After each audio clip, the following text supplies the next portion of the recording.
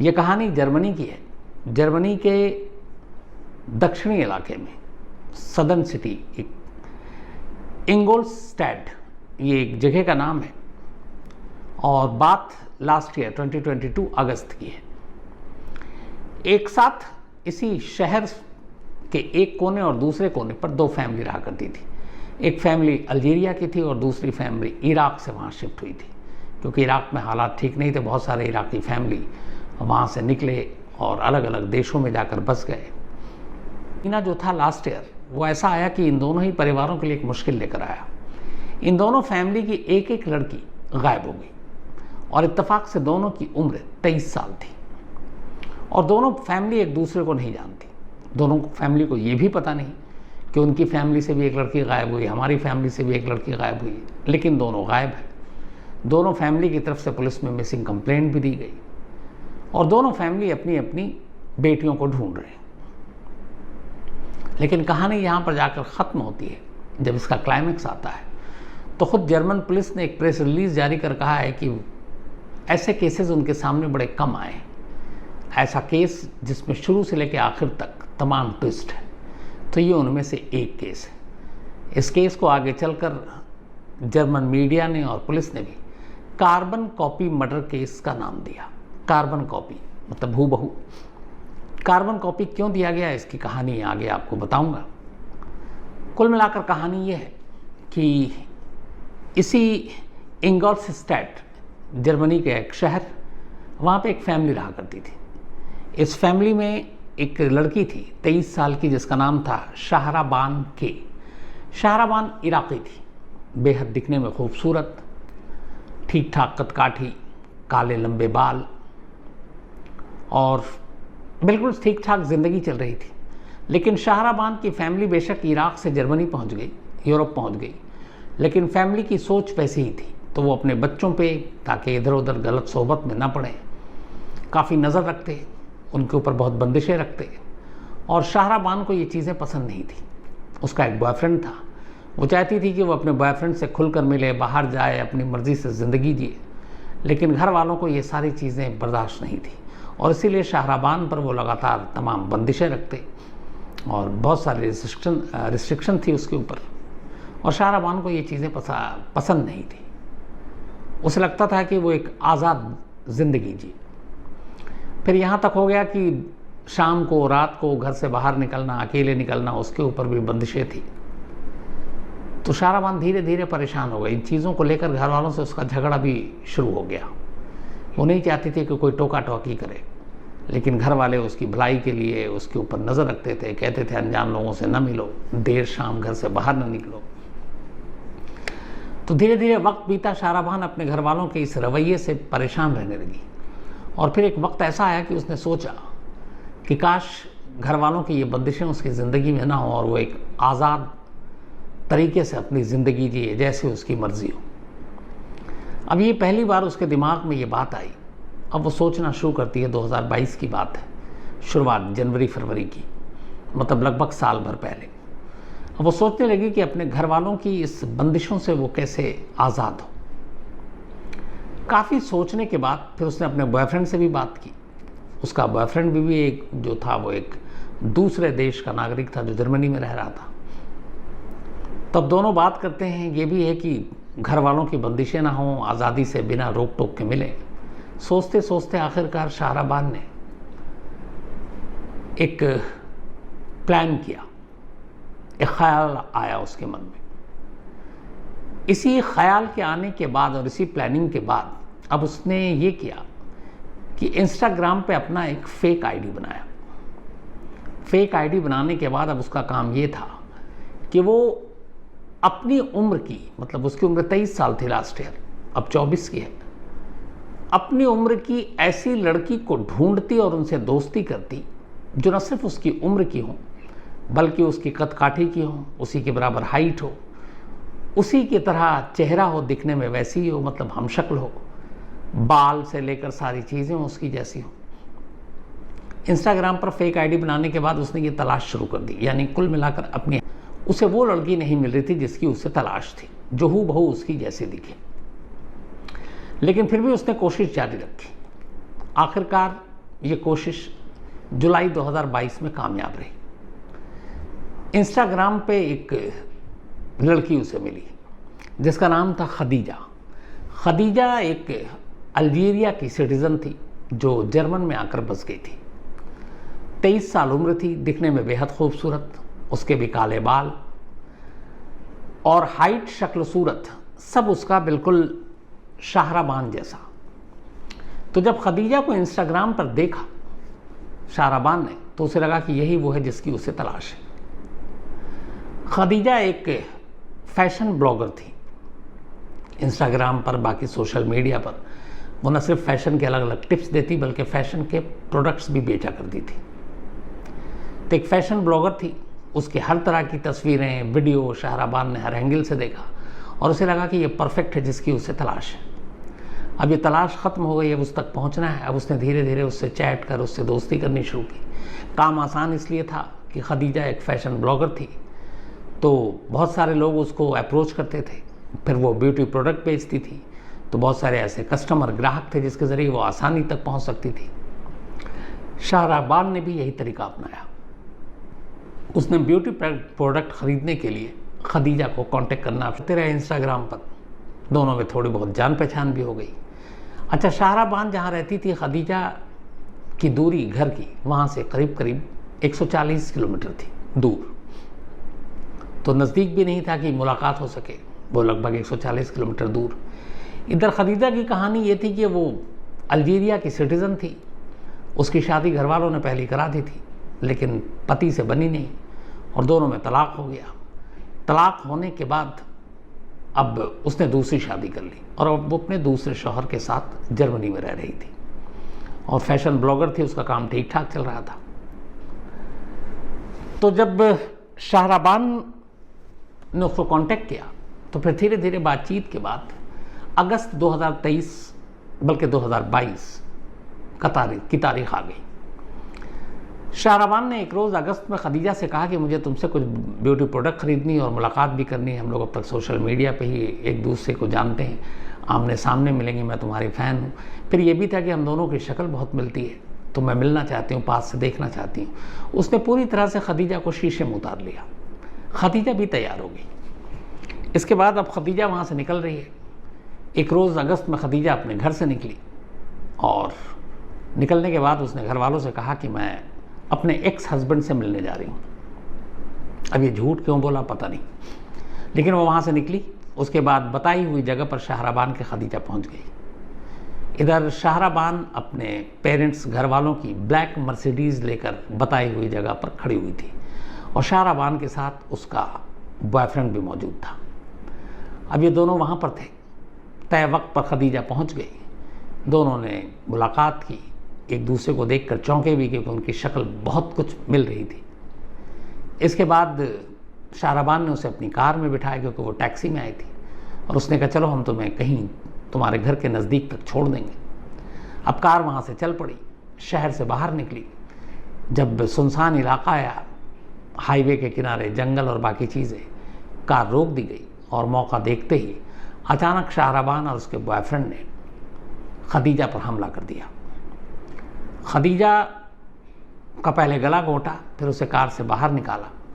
चूँकि सुनसान था, अंधेरा हो चुका था। इसके बाद उन्होंने उसके जिस्म पर चाकुओं से वार किया। वो चाकू लेकर आए थे, ख़ास तौर पर चेहरे पे अनगिनत वार किए ताकि चेहरे से कोई पहचान ना सके ये है कौन। तो जब यकीन हो गया कि वो मर चुकी है, इसके बाद शाहराबान ने अपने कपड़े उतारे, आगे कपड़े खुद पहने, उसके जिस्म पर जो भी उसकी निशानी थी वो सारी चीज़ें हटा ली और अब खदीजा की लाश को उसी ब्लैक मर्सिडीज़ में जो शाहराबान की थी उसकी पिछली सीट पर वो लाश डाल दी। लाश डालने के बाद गाड़ी वहीं सड़क किनारे छोड़कर दोनों वहाँ से निकल गए। अब दोनों चले गए। कुछ वक्त के बाद किसी राहगीर ने पुलिस को इन्फॉर्म किया कि यहाँ सड़क किनारे हाईवे पर एक गाड़ी लावारिस हालत में खड़ी है। पुलिस की टीम पहुँची। जब पुलिस की टीम पहुँची, कार की तलाशी ली तो अंदर एक लाश। पुलिस वाले भी घबरा गए। खैर, कार और लाश दोनों निकाला गया। लाश को हॉस्पिटल भेजा गया। अब कार के रजिस्ट्रेशन नंबर से पता चल गया कि ये कार किसके नाम है। तो पुलिस कार के ओनर तक पहुंच गई। वहाँ पता चला कि ये कार जो शाहराबान है उसके फादर के नाम पर था। तो जब नाम पता चला तो उनसे पूछा गया ये कार कौन यूज़ कर रहा था, तब उन्होंने बताया कि मेरी बेटी शाम को लेकर निकली थी और लौटी नहीं, उसका मोबाइल भी नहीं मिल रहा, स्विच ऑफ है, हम परेशान हैं और इसी परेशानी के चक्कर में हमने रात को ही पुलिस में रिपोर्ट भी लिखाई है। अब लेकिन लाश जब देखी तो घर वालों ने पहचान लिया, उन्होंने कहा कि ये शाहराबान है, क्योंकि सारे कपड़े सारी चीज़ें उसी के थे और बाल वैसे ही काले थे जो आमतौर पर कम वैसे दिखने को मिलते हैं।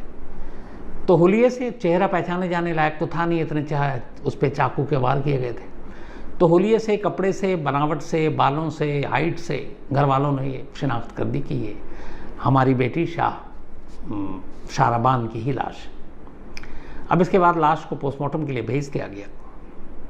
अब पोस्टमार्टम उधर हो रहा है, इधर तभी पोस्टमार्टम की रिपोर्ट जो आई तो उसमें पहली चीज़ थी फिंगरप्रिंट्स। वहाँ पे सारे ये सब डेटा में रखे जाते हैं, क्योंकि चेहरा बुरी तरह से कुचला हुआ था। पुलिस पुख्ता तौर पर यकीन कर लेना चाहती थी कि ये लाश शाहराबान की है, तो उसके फिंगरप्रिंट्स लिए गए और फिंगरप्रिंट्स का जो डेटा बैंक था शाहराबान का उससे मैच किया गया, फिंगरप्रिंट्स मिला नहीं।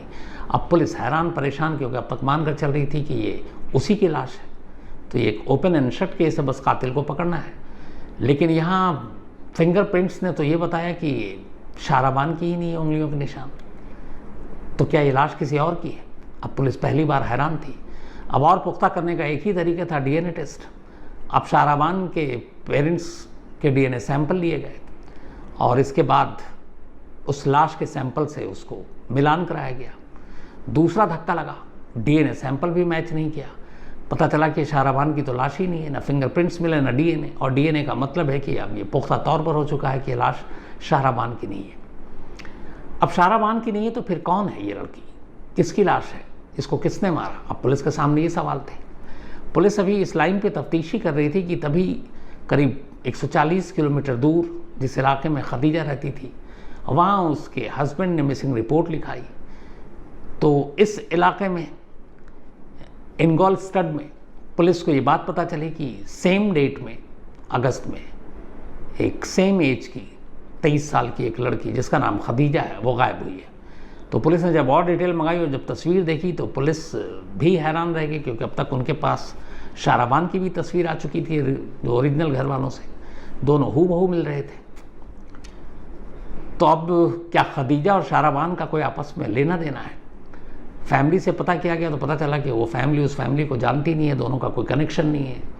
वैसे भी ये इराकी, वो अल्जीरिया। अब इसके बाद चूँकि लाश थी, अब जो लाश बरामद हुई जो शाहराबान की, ना डीएनए से मैच किया ना फिंगरप्रिंट से, अब उसको खदीजा के पेरेंट्स से मिलाया गया। खदीजा का जो फिंगरप्रिंट्स निकाला गया डेटा बैंक से मैच कर गया। इसके बाद उसके डीएनए सैंपल फिर से जब उसके पेरेंट्स से लिए गए तो खदीजा के पेरेंट के डीएनए सैंपल भी मैच कर गया। तब यहाँ ये पुख्ता हो गया कि ये लाश शाहराबान की नहीं बल्कि खदीजा की है। अब भी यहाँ पे मिस्ट्री यही कि चलो लाश तो इसकी है, ये पता चल गया, लेकिन जिसकी लाश हम लोग मानकर चल रहे थे और जिसकी कार से लाश बरामद हुई है वो शाहराबान कहाँ है? क्योंकि लाश मिलने के बाद से उसका कोई सुराग नहीं, फ़ोन बंद है, घर वालों से कांटेक्ट नहीं है, घर वालों का रो रो कर बुरा हाल है। अब लाश की पहले ही तो सुलझ गई कि ये लाश शाहराबान की नहीं है। घर वालों ने राहत की सांस ली, चलो उनकी बेटी जिंदा है, कम से कम ये लाश उसकी नहीं है। लेकिन वो खुद कहाँ है, ये एक पहेली अब भी थी। अब जर्मन पुलिस को कुछ डाउट होने लगा। इसके बाद उन्होंने पूरा सोशल मीडिया अकाउंट दोनों का खंगालना शुरू किया।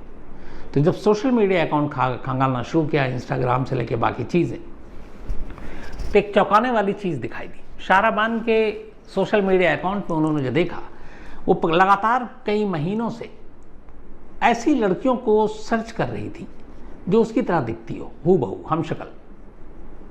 अब पुलिस के लिए बड़ी अजीब बात थी कि एक लड़की अपनी हमशक्ल को क्यों ढूंढ रही है सोशल मीडिया पे।